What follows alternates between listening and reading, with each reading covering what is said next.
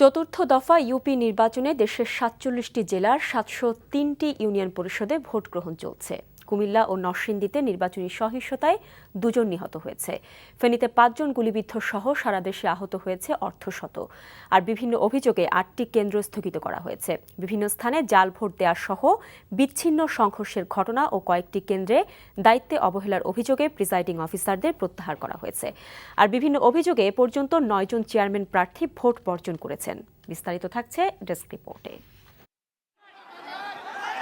ঠাকুরগাঁও সদর ও বালিয়াডাঙ্গা উপজেলার ২০টি ইউনিয়নে ভোট গ্রহণ চলছে। ভোট শুরুর আগেই সদর উপজেলার মোহাম্মদপুর ইউনিয়নে আওয়ামী লীগ ও স্বতন্ত্র চেয়ারম্যান প্রার্থীর সমর্থকদের ধাওয়া পাল্টা ধাওয়ার ঘটনা ঘটে। ফেনীর ছাগলনাইয়া উপজেলার মহামায়া ইউনিয়নের একটি কেন্দ্রে সকালে বহিরাগতরা হামলা চালায়। এতে ৫ জন গুলিবিদ্ধ হয়। আহতদের ফেনী সদর হাসপাতালে ভর্তি করা হয়েছে। এর আগে একই উপজেলার শিবপুর ইউনিয়নের একটি কেন্দ্রে ২ মেম্বার প্রার্থীর সমর্থকদের মধ্যে সংঘর্ষে ৪ জন গুলিবিদ্ধ হয়। এদেরকে ফেনী সদর হাসপাতালে ভর্তি করা হয়।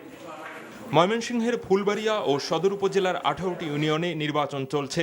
ফুলবাড়িয়ার একটি কেন্দ্রে জাল ভোট দেওয়ার সময় একজনকে আটক করে পুলিশ। নরসিংদীর রায়পুর উপজেলার ৩টি কেন্দ্রে জাল ভোট দেওয়াকে কেন্দ্র করে আওয়ামী লীগ প্রার্থী ও স্বতন্ত্র প্রার্থীর সমর্থকদের সংঘর্ষে ১৫ জন আহত হয়। নাটোরের নলডাঙ্গা উপজেলার খাজুরা ইউনিয়নে একটি কেন্দ্রে ২ মেম্বার প্রার্থীর সমর্থকদের সংঘর্ষে ২ জন আহত হয়। জামালপুরের বকশীগঞ্জ সাদুরপাড়া ইউনিয়নে ভোট গ্রহণ শুরুর আগে প্রিসাইডিং অফিসারের সহায়তায় সরকার দলীয় চেয়ারম্যান প্রার্থীর পক্ষে ব্যালটে সিল মারার অভিযোগে ২টি কেন্দ্রে ভোট গ্রহণ স্থগিত ঘোষণা করা হয়।